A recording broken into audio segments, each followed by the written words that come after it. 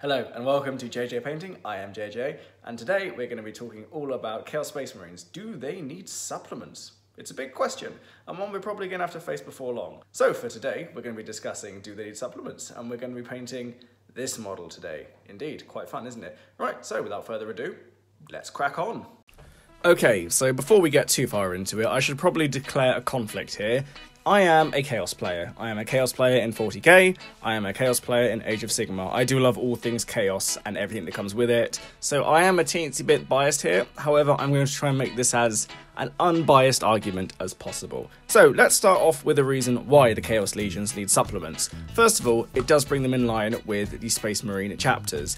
Obviously, it gives them more space to spread out as well, and it lets us take a more in-depth look at the Legions themselves. And the other thing to remember is that when it comes to talking about Chaos Marines, we don't need to talk about them in the same way we talk about Space Marines. Chaos Marines do not have the same rigid structuring around the Codex Astartes, but at the same time, it means those that do not stick to the Codex Astartes are not quite as distinctive. So because the Legions themselves are also unique, and they've never re-diverted from that in their history, it does mean that you have 9 distinctive ways of fighting, of organising, and building a Legion identity, which the Space Marine chapters and the Space Marine Codex is far more prescriptive than the Chaos Marine Codex, where they don't have to be quite as prescriptive. Now, also when we talk about this, the Legion traits, I think it's fair to say for the Chaos Marines, do need to be expanded upon, because at the moment the Space Marine Legion traits all have a greater level of variety within them. They often have 2 rules rather than 1, and obviously if you get their supplements, there is something that happens in each of the doctrines that comes active when they get it. An immediate argument against having supplements, interestingly, for Chaos Space Marines, is that the Legions of 40k are not the same as the Legions from the Horus Heresy. Now, that may sound a bit strange, but the way this works is, quite simply, this. The Legions shattered, much like the Loyalist Legions were divided in the retreat from Terror towards the Eye of Terror, which is always a confusing sentence, but there we go. Just in the same way that the Space Marine chapters were created from dividing up the Legions. The only difference for the Space Marine chapters is that that was far more organised and had a far greater level of forethought put into that, and it was an actual plan. Whereas the Chaos Legions, for all intents and purposes, were most likely intending to stay together until it didn't. But teeing ever so slightly into the history of the Chaos Space Marine Legions for a second, if you do read the Horus Heresy novels, you can see how novels such as The Emperor's Children, The World Eaters, and the Night Lords were fragmenting and fracturing even during the heresy. But the fact remains is that when they broke down, they effectively collapsed. They didn't just organised and efficiently break themselves down to be more efficient as a fighting force. No, the collapse came because they themselves couldn't keep it together. However, the way this reflects in a gameplay term then leads to the question of, again, why they don't need supplements is because the Legions themselves don't exist in the same way. They don't have the same unity. And on top of that, when we then look at how some of the Legions simply don't exist anymore, as Aaron Dembski-Bowden makes very clear in his Black Legion novels, the Sons of Horus as a Legion have ceased to exist. They don't exist anymore. They are gone. Without Horus, there is no Sons of Horus. And Abaddon makes that very clear throughout those books. And the important thing to remember in that respect is that the Black Legion are effectively a new coalition legion. They themselves don't actually have a single point of origin. Yes, Abaddon was the first captain of the Sons of Horus, formerly the Lunar Wolves, and he was very closely tied, obviously, to the Primarch and the identity of the Sons of Horus Legion. He is such a big makeup of it, it's very easy to see why you think the Black Legion is tied to the Sons of Horus. But that's not the case. And because that's not the case, it does of course mean that it'd be very interesting to see how a Black Legion supplement would function. And would there be anything for the Sons of Horus? Would they have to reappear in another way? Or would the gameplay mode largely have to be an offshoot of that supplement? So that's something to bear in mind as well. But another thing that I think is an argument sort of against, but also somewhat for them having their own supplements, is that the Chaos Legions, like I said, didn't break down in the same way the Space Marine Legions did. What they did do is collapse, but because they collapsed into independent warbands with their own warlords and chaos lords, and also as a very semantic point, is it not something interesting that we have chaos lords but Space Marine captains? That's always something which I found a little bit fascinating when you just break down the terminology of how they address themselves and how they address each other. But because there are so many small independent warlords, I would actually argue that a more appropriate step would be to have a much larger and a much more in-depth version of the successor chapters that the Space Marines have. So at this point, the Space Marines, the Imperial Guard, and of course, the Eldari all have custom regiments, custom chapters, and custom craft worlds. Chaos Marines, I would argue, need that more urgently than anyone else do, because obviously the legions themselves broke down, and there are all the warbands out there, and there's a lot of what I'd think of as breaking of expectations within those legions. So if you've read the Horus Heresy books, for one thing, you'd also know that the World Eaters had librarians at one point. They all died, granted, but they were still there. And one thing you do occasionally see in the Chaos Marine player style, and I've been guilty of this as well, is we tend to glue the identity of certain legions either to the gods that they ostensibly worship, or to the not worshiping of any gods whatsoever at all. So in rules-wise, there are some which are unavoidable. If you're playing World Eaters, you largely have to take them with the Mark of Khorne. If you're playing Emperor's Children, you have to take them with the Mark of Slaanesh, etc. Death Guard, Thousand Sons, respectively too, but we'll get to those two especially in a minute. And what this really means as well is that because there is so much gluing of gods to the identities of Legion, it's hard to separate them out. So it's quite rare to see an Iron Warriors army that's dedicated to Tzeentch, for example, or an Alpha Legion army dedicated to Khorne. Now, just saying it out loud, a lot of people are probably hearing this and going, Josh, what are you talking about? This makes no sense. Of course they wouldn't do that. Well, there's no reason for them to do that in some respects, but also at the same time, this is one of the reasons I feel if we were to have supplements, would they take that into consideration? If we were talking about Word Bearers or Night Lords, would we see units that are dedicated to Nurgle, Tzeentch, Khorne or Slaanesh in them? And would there be any real benefits to taking units that are dedicated to any of the gods? I know the Word Bearers are a bit of a different case because obviously they worship the gods as a pantheon. They don't necessarily align themselves specifically to one god or to another god the way some of the other legions do. And now, getting onto that, a big against, I think, here is the two massive elephants in the room, and that is the Thousand Sons and the Death Guard. They have their own codexes, much in the way that the Blood Angels, Space Wolves, Dark Angels, and Death Watch had their own codexes. Oh, and Black Templars for a while have their own codexes for years and years and years, but now are supplements again. But because we've just seen a Death Guard codex drop and it's a full codex, it's not attached to the Chaos Marine codex, and that's a really important thing to remember in this argument. The Death Guard are very clearly their own thing with their own rules, which are clearly so separate to the rest of the Chaos Space Marines that it is impossible to link them back to that codex. And I think that's fair, and I think that's also the right thing to do for them. But where this also changes things, quite importantly, is when we flip that over to the Thousand Sons, who also are their own legion and have their own rules and their own codex, and everything that comes with it is a much bigger and almost too big to then fit comfortably next to the Chaos Marine codex. But this then, of course, raises the question, where does that end?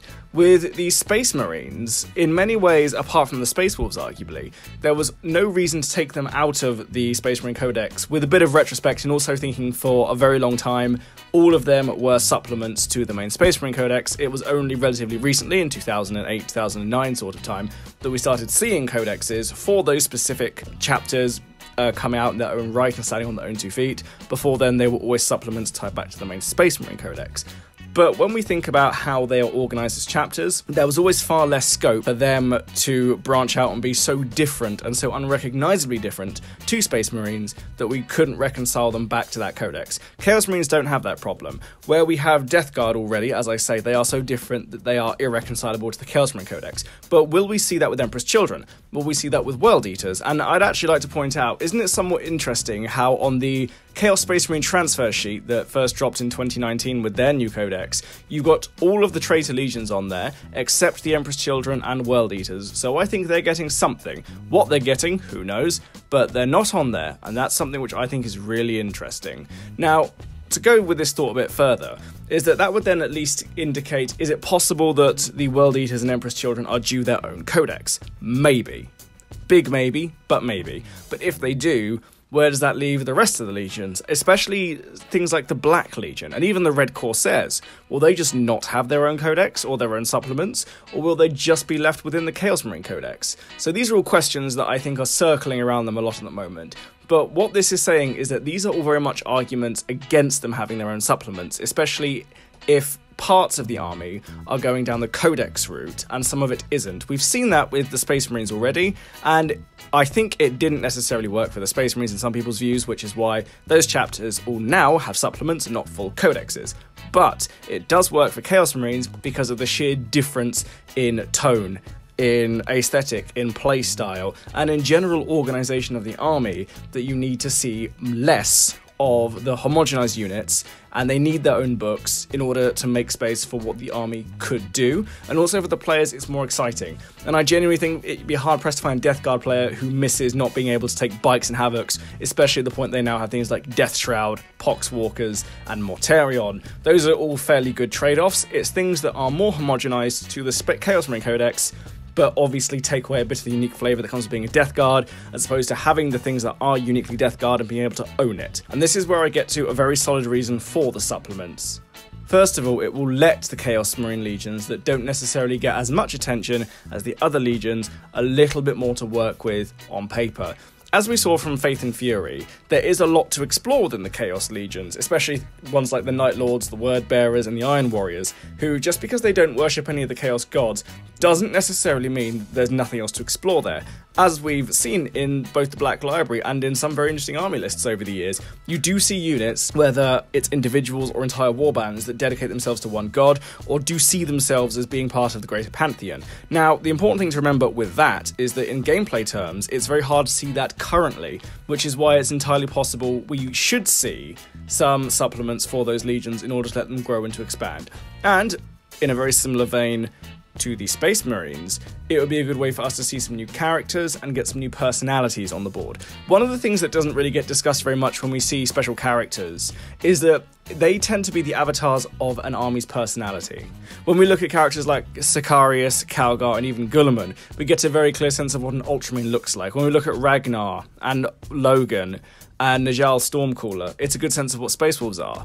And the interesting thing about some of the Chaos Marine characters is that they've always been very distant. We've had one or two characters for each legion, but it's very rare to see multiple characters, with the exception, obviously, of the 4 legions that are dedicated to the gods, and obviously now the Black Legion. But the thing about that is that we've got Hakon the Worldclaimer and Abaddon, who are both very different, and we have Lucius and Fabius, who strictly speaking don't even belong to the same legion rules-wise. Fabius has his own rule set and an entire different army that he commands, and that's quite interesting. And that is what I believe adds on to the idea that the legions are now separate and so much more diversified and so different in terms of how they play and how they handle themselves on the board, that it'd be very difficult to reconcile that as this is purely Emperor's Children and this is purely World Eaters. But that's not to say that they shouldn't do that. And this is where I get to my final point and my somewhat concluding point, is that I do think that supplements are a good thing for Chaos Space Marines. But what they're not good for Chaos Space Marines is to fix them to one identity or another. So it's possible that the best way to see a supplement for Chaos Space Marines would be to start off with those legions, but to have a more creation or individual warlord-focused unit and army than you see for the Space Marines. I have actually heard arguments in the past that the Chaos Space Marines have a much greater level of creative freedom and individual identity than the Space Marines do. Firstly, because, for one thing, it's not necessarily clear that every legion is hankered and anchored to its history, which means both playstyle, aesthetic, god choice, and everything else, the same way Space Marines are. In a lot of respects, having the successor of the chapter rule that integrates more of the supplements for the loyalists into any custom chapters is an indicator that you're probably going to be able to tie yourself back to the first founding chapters if you want to do your own colour scheme. But with Chaos Marines, I do think this is one of the times where you can flourish, you can do more, you can experiment, you can try to build custom warbands that fit your playstyle in a far more holistic way than necessarily having to manacle yourself to one legion or to the next. And if we were to ever see that in supplement form, I don't necessarily know if that's going to be the best way forward. If we were to ever bring out supplements, I do not know if we're ever going to see that manifest or be realised. So, in my backtracking, somewhat on the fence, flip-flopping opinion, do Chaos Marines need supplements? And my answer quite simply is no. But there's no harm in expanding upon the legions so that we can fully explore the legions. But I think for Chaos Marines, we do need to give them the space to be more versatile and to have more customizability than the Space Marines have. Ultimately, the fact that the legions splintered and so much more of the cult of personality within the legions revealed themselves, especially when you read the heresy books and you read the post-heresy books, you start to see that. And I think that's definitely the appeal for some of the Chaos players. It's not just about being devoted to the gods of chaos. It's also about being renegades, making your own way in the universe, deciding who you are. And I do feel that when we think about the hyperconformism of the Space Marine Codex, the Chaos Marine Codex counterbalances it in a really nice way, and that's something which I definitely think should be expounded upon further in their next release. But, as always, I leave it to you guys. Tell me what you think. Do you think Chaos Space Marines need the supplements? Do you think the Legions need to be the stalwart vanguard of how Space Marines and Chaos Space Marines should relate to each other? Do you think that the Chaos supplements and Chaos codexes could coincide? Do you think we should maybe even see the return of individual codexes for the Space Marine chapters that lost them? Let me know your thoughts. I look forward to hearing from you. So I hope you found that video interesting, and please do let me know what you think. Do you think the Chaos Marines need supplements? Do you think they're good enough with one codex? Do you think we need to see more from the Renegade warbands rather than the old Chaos Legions? But in any case, thank you all very, very much for watching. I try to post my videos on Wednesdays and Fridays, as per usual, but I will thank you again for watching. Like and subscribe, all that good YouTube shilly stuff. Goodbye, have a lovely day.